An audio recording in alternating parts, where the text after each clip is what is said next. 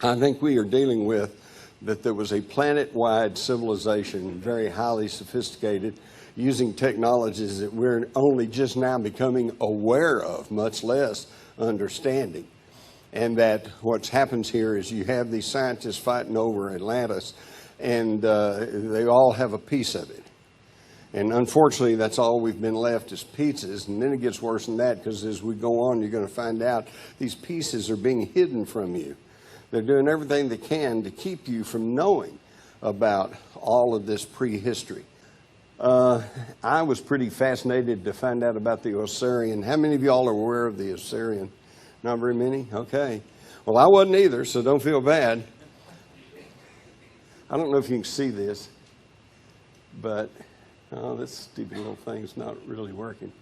Up here at the top, way up here, that is Seti's temple at Abydos in Egypt. Okay, so I went to Seti's temple. I was real interested in that and seeing what they had going there. And one of the attendants said, well, have you seen the Osirian? I said, whoa, what's that? Well, out behind Seti's temple and buried way down is the Osirian, which is this series of finely cut stone blocks, intricately laid upon each other. It's another one of these cases where they are so finely cut that they just fit right together so closely that you really can't even put a piece of paper in there between them. And the guy actually pulled the 2x4s off so we could go down there and look around. And while we're down there, another of the guards shouted and came over and said, you can't be here. And we paid him a little backsheesh. And we kept going and shooting some photographs. And then finally we hear a big angry shout, and here's probably the head guard, and he's got a machine gun, so I listened to him. He said, you can't be down there, and I think he was just mad because he didn't get the backsheesh, you know? So they ran us out of there, but that's the whole deal. And just like the gentleman said, they don't want to even acknowledge it's there, because it obviously is not built by the Egyptians. And that means there was somebody there with some real sophisticated equipment and knowledge, architectural skills, before the Egyptians. And that's the thing you have to realize, why there's such a controversy. You may have heard John Anthony West last night talking about the water erosion on the Great Pyramid and on the Sphinx, and the fact that there's such an argument and disagreement between the geologists who say, yeah, it was here 12,000 years ago, and the Egyptologists that go, oh, no, your dating's all wrong. And I'll tell you what the deal is. Without the ancient culture of Egypt and all that mythology, Egypt is a dirt poor third world nation.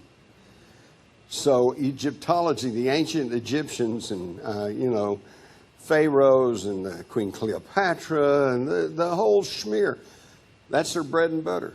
And I understand this, but it's not right. It's not the truth. And of course, I'm sure you've seen the technology that they were using. These tubes connected to the Jed pillar, which was their source of power, with a cord. And you got these little things, and they've got what looks like a snake in there, but I think that's just representing energy.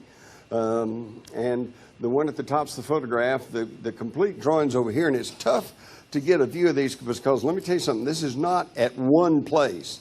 I saw at least 3 or 4 of these same engravings, but they're always in a narrow little hallway, and you can't really get back to get. You have to have a good camera and some good knowledge of photography to be able to get a shot of it. You're gonna love this one.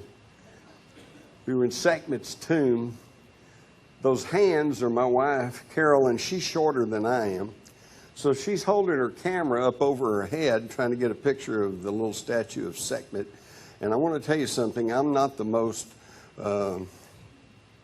touchy-feely person in the whole world, show me, set it afire, see what it does. I don't know. And yet, I want to tell you something. In this Sekhmet's tomb, I was even impacted by the energy that is in that place. So Carol was trying to take a picture, and she said, hey, it sucked all the energy out of my camera. I said, it won't work. And that camera never worked again the rest of the trip. Okay, and I thought, yeah, segment sucked your energy. That sounds like a joke, you know. But we get home, and one of the other people that were with us sent me this photograph. They were behind Carol, and they took this photograph at the exact moment that you can see this energy trail trailing away from her camera. Now, those of you who know about photography, you know that if there was a light source on the camera, and it was started up way up here, and you pull it down, then yeah, you could get a streak on there, you know. But she never got higher than that. That's the energy being sucked out of her camera. This is really fascinating to me. They're in the most of them are in the exact configuration of a magnetron, which is what you use to generate energy.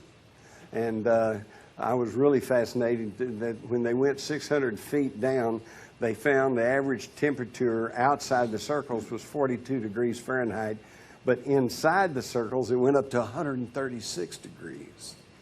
So these circles somehow, just by their geometric configuration, are generating energy and power. And we need to figure this out so we can stop burning fossil fuel and killing ourselves with nuclear energy.